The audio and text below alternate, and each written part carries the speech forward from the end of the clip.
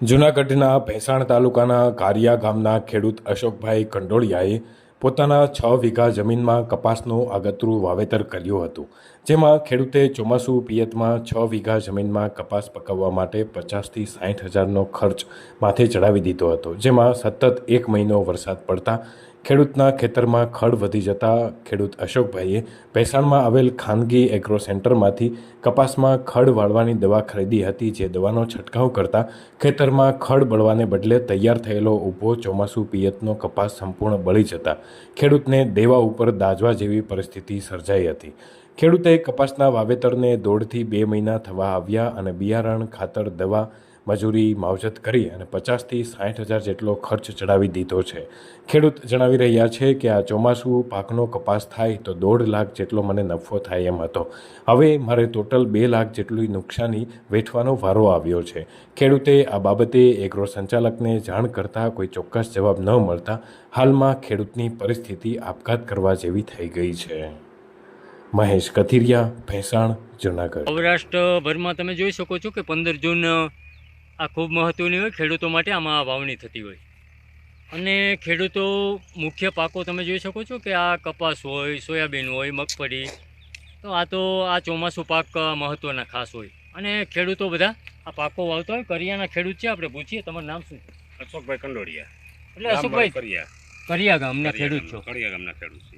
આપણે આ કેટલા વીઘા જમીન? 6 વીઘા જમીન. શું વાવેલું? શું કપાસ છે? કપાસ. હવે અત્યારે શું પેદાશ આવશે? કપાસની. હવે કપાસ વાવ્યો તો એની પેદાશ લેવી હતી. આ કપાસ તો બળી ગયો મારો. શું કામે? દવા છાંટી. દવા, ખડની દવા. અશોકભાઈ દવા શું કામે છાંટી? શું કારણ? ખડ હતું બહુ, એટલે એની હિસાબે મેં દવા લઈ આવવા ગયો. 5G કપાસ એની પાસેથી લીધો હતો, એગ્રોવાળા, કૃષિ મોલવાળા પાસેથી. દવાઈ મેં એની પાસેથી લીધી અને એને કહીને જ લીધી કે ભાઈ મારે કપાસ છે, કપાસમાં ખડ બહુ થઈ ગયું છે, તો મારે દવા છાંટવી છે, તમે મને ગાયસલ કપાની આપો. એટલે એને આપી તો મેં આવીને છાંટી. મને બીજે દી હું આવ્યો વાડીએ તો મને ખબર પડી કે આ કપા તો મારો બળી ગયો છે.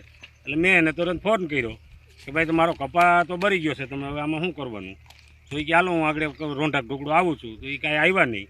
પછી બીજે દી આવ્યા તો મેં એને બતાવ્યું બધું, તો એ જોઈ ગયા. તો એ કે હાલો હું કંપનીમાં એને ફોન કરું છું. તો હવે આમાં મારા કંપનીમાં હજી 3 દી ત્યાં મને રાહ જોવરાવે છે. અશોકભાઈ આમાં આ 6 વીઘામાં ખર્ચો કેટલો થતો હોય? 6 વીઘાનો ટોટલ ખર્ચો કેટલો? 6 વીઘામાં 50-60 હજારનો ખર્ચો થાય.